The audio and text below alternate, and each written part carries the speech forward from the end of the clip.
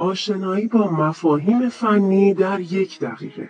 روانکار برای کاهش و جلوگیری از ساییدگی ناشی از اصطکاک بین سطوح در تماس قرار گرفته از ماده‌ای استفاده می‌کنند که باعث تسهیل حرکت نسبی میشه.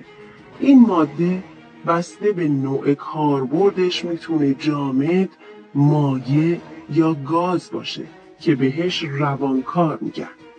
مقاومت روانکار در برابر نیروهای سطحی خیلی کمه یا لااقل کمتر از نیروی اصطکاک و مقاومت سطوح روانکاری شده است.